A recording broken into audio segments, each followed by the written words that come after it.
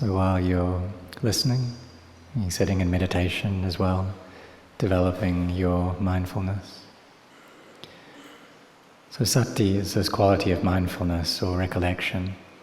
And then sampajanya, it's an all-round knowing, a thorough knowing.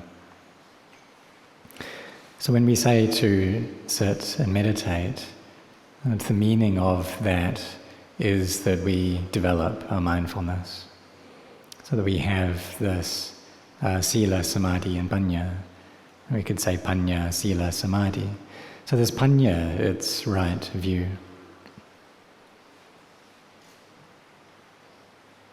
So we already have some degree of right view already in our minds, knowing that if we don't train our minds, then we'll experience a lot of agitation and chaos.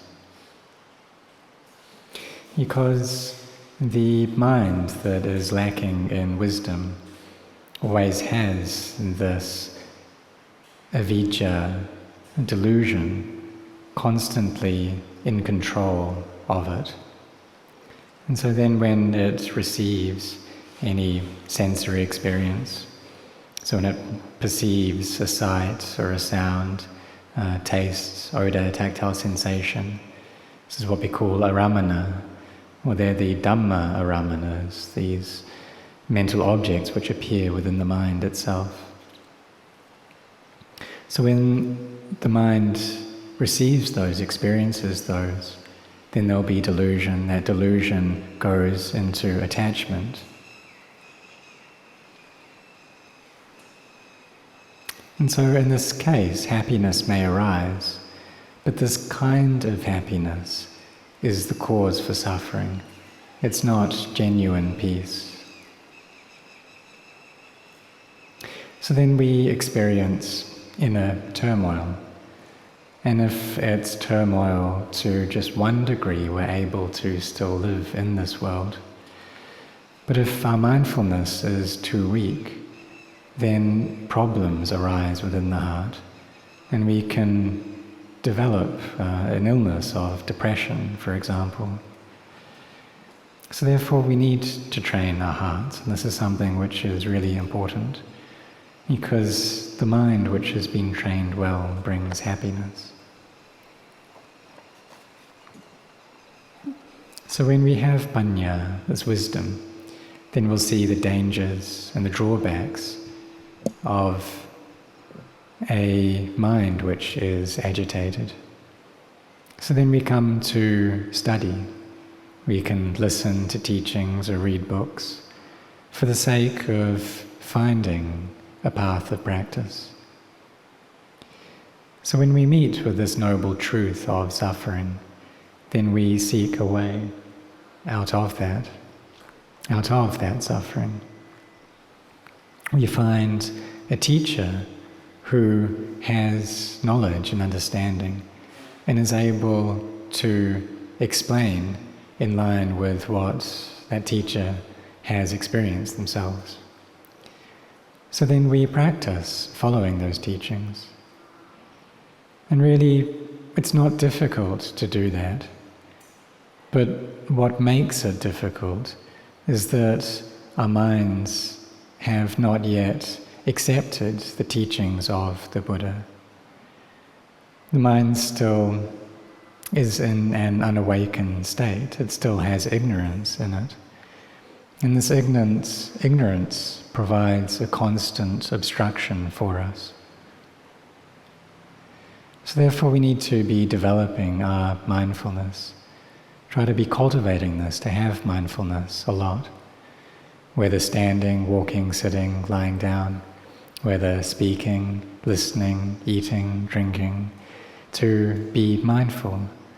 And this already is the correct way.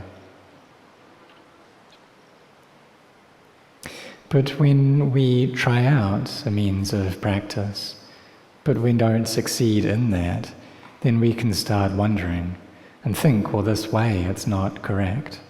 So I want to go off and to just live by myself and practice very strictly, be in a place where I don't have to meet with anyone, to do anything, to be in a very quiet place where I can just be still.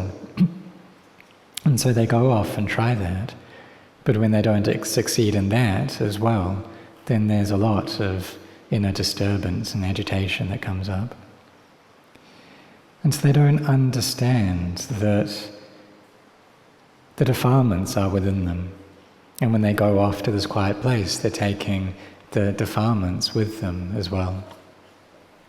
And so they go off there and there isn't any peace or ease there. You can compare it to being like an animal that has a skin disease. And this disease is kind of eating away and causing great itchiness to its skin. So if it goes to stay under a tree, it's not at ease. If it goes out into the open, it's not at ease, because it has this illness in its own skin. And so that illness, we can say, is wrong view. So if we stay by ourselves, then there's chaos. If we stay with many people, there's chaos. And that's because our views are incorrect. So we need then to train our minds to give them right view. So to get this sammaditthi, right view, we use the means of a meditation object, a kammatthana, to do that. To always be looking after our minds, caring for our mindfulness. Whatever posture we're in, always try to maintain our mindfulness there. And to do this as much as we're able to do it. If we notice that our thoughts have gone out, then when we're aware of that, we try to pull our mindfulness back in. Bring it back to the breath, bring it back to this object of Buddha. And initially this can be quite hard going. Maybe we sit for 30 minutes and the mind is still agitated and chaotic. But still we try. Sit in meditation, really try to keep the mind with an object. So recollect the the virtues of the Buddha, the Dhamma, the Sangha, for instance. Or develop a heart of loving kindness and spread that kindness. We practice as an offering to the Buddha. And perhaps if we just sit quietly in meditation, the mind is very scattered and unsettled. So we can try putting on a Dhamma tape and listening to that as well. And so when we do that, then our hearts are receiving the Dhamma and we're also having an awareness over our breath as well. And when the mind starts to become peaceful already, then we can turn off that Dhamma tape. So if we sit while listening to the Dhamma, there may be a great joy that comes up within the heart, and the mind can settle into peace. So we're listening to the Dhamma for the sake of giving rise to inner calm and for the emergence of wisdom. So if we do this and the mind comes into peace, then it's fine for us to do that. And starts becoming peaceful, then we can turn off that tape and just be aware of our breath after that. So maybe we sit in meditation and listen to a Dhamma talk for 30 minutes. And then for the last 10 minutes, we just sit in quiet and stillness, because that peace has arisen already. And even though it's not easy for inner peace to arise, still we should put in our efforts to do that, to bring up this quality of persistence and effort, to be abandoning all things which are harmful, unskillful, to be developing the meritorious and the skillful, bringing the mind to brightness and clarity. So this requires effort for us to do that, for us to be looking after and caring for our mind well. if it starts becoming distracted, going off to different places, and then we try to bring that back. So on occasions the Buddha taught for people to recollect the objects of Kesa, Loma, Naka, Danta, Tacho, so hair of the head, hair of the body, nails, teeth and skin, to be using these meditation words as a means to cultivate the mind. And we can go through all 32 parts of the body in 5 parts at a time, be reciting 5, and then the next 5, and then the next 5, until the mind starts becoming peaceful.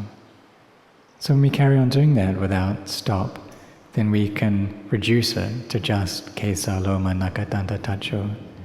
And then as it becomes more peaceful, then just Tacho, Tacho, Tacho. Or we can recite Atikang, Patikulang, that the bones are unclean. And this can bring about stillness through the means of these meditation words or mantras. Or we recite Buddho, Dhammo, Sangho, for instance, until that meditation word just goes of its own accord. And when we can keep the mind with that word, or that word just disappears, then the mind is Buddho at that time.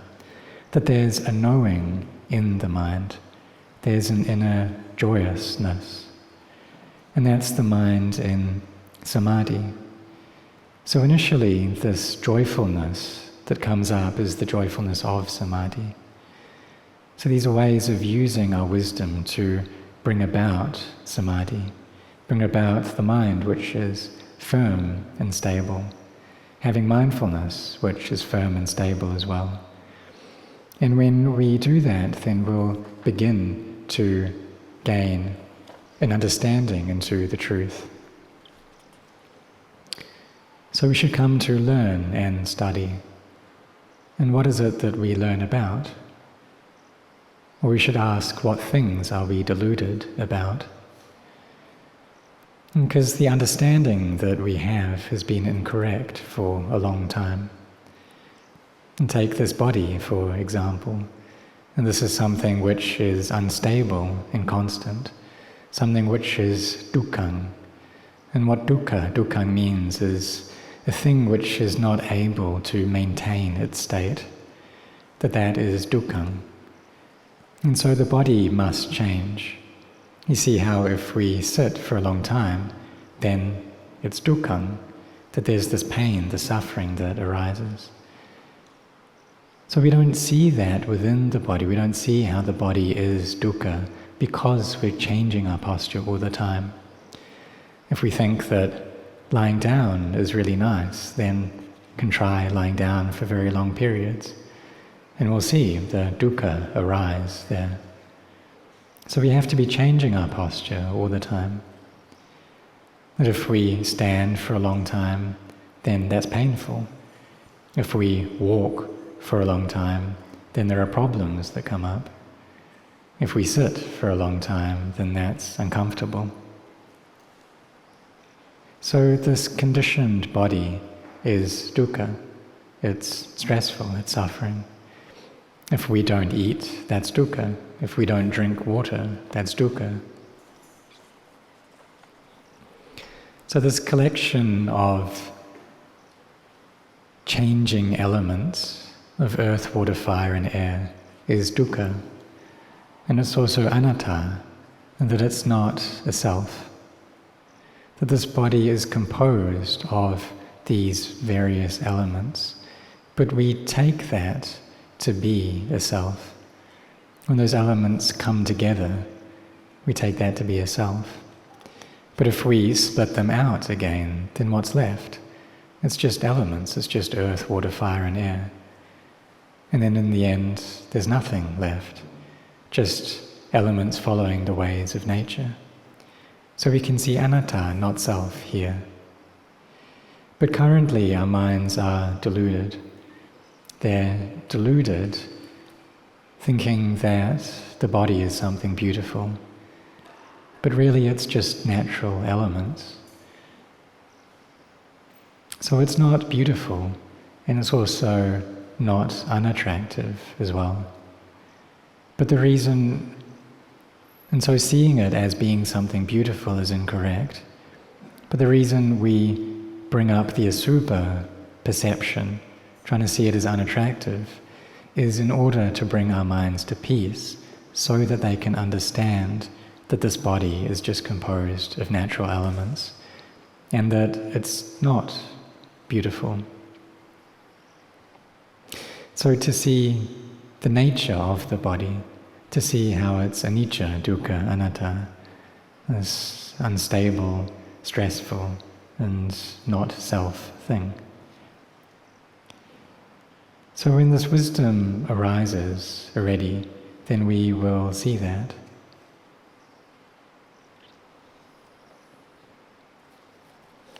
So some people are skilled at contemplation, and in that case you should contemplate a lot. Take your mindfulness to contemplate the body in terms of its constituent elements, how it's not something attractive, how it's not a self. And if we see that, then the mind will become awake. But in the beginning we don't have this clarity. And so we need to try to bring about the peace of samadhi. Try to make the mind firm through meditation and bring up this stable mind. In order to see the body clearly as it is, as anicca, dukkha, anatta. And then if we see it break apart, then there's this inner knowing, and we feel like the mind is empty and spacious, and that it's able to gain this understanding, able to separate out from its objects, and becomes empty. So here the mind has wisdom, and it won't cling to any physicality or mentality. And this is an extremely good state for us to experience. That there's this emptiness, this lightness, this ease in the mind. There's an absence of anger, hatred, ill will. There's no delight towards the bodies of anyone, no delight towards our own bodies. And the mind becomes purer little by little. We see the Dhamma, see the Buddha little by little. And in the end, we see with complete clarity. And it's really incredible, this very deep knowing, an understanding into the nature of the Dhamma, a knowing of the Dhamma. And when we truly know the Dhamma, this is immensely incredible.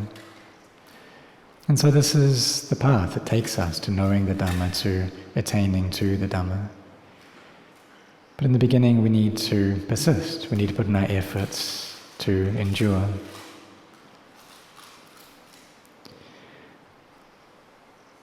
So when we have faith already, then we bring up this heart of sincerity and really focus on this practice.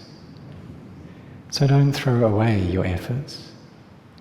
Having this firm faith already, then use that to be developing mindfulness.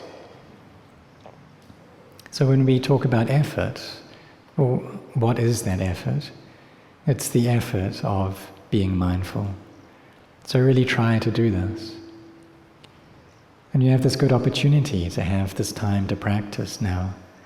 So speak little, sleep little. When you are eating, then be mindful. When you're doing your chores and activities, then be mindful. Listening to the Dhamma, be mindful. And great goodness, benefit arises from this.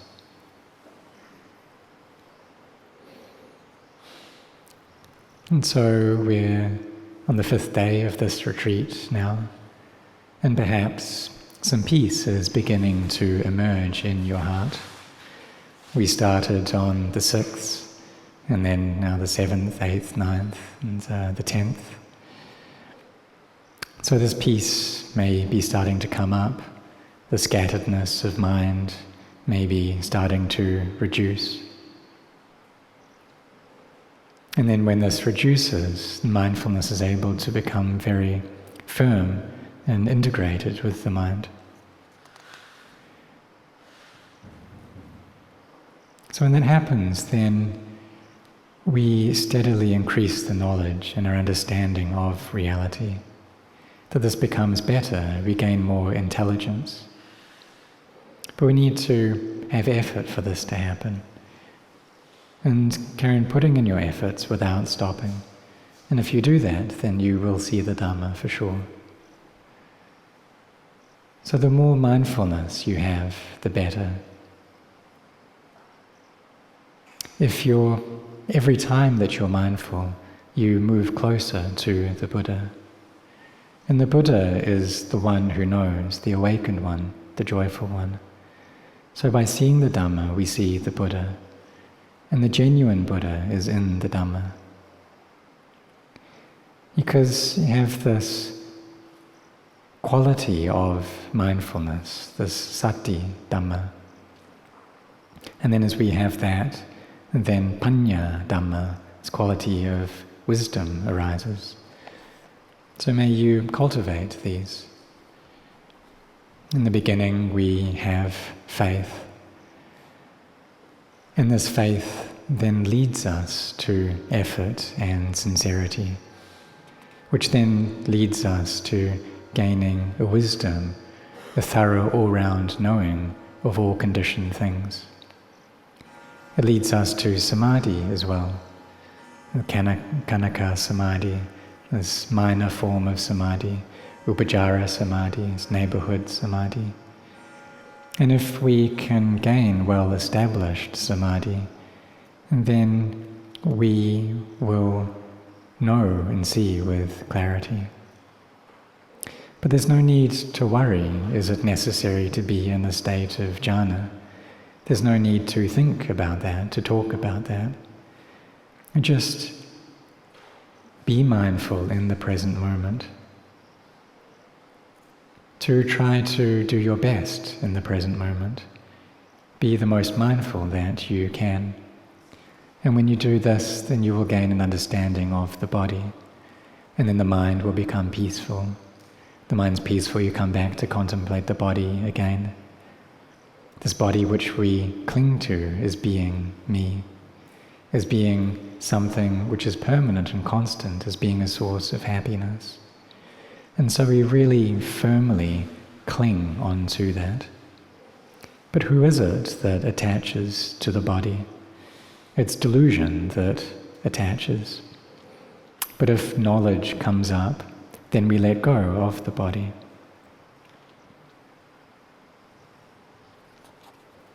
So when we have this mindfulness and wisdom, then we're able to release our grasp on this body.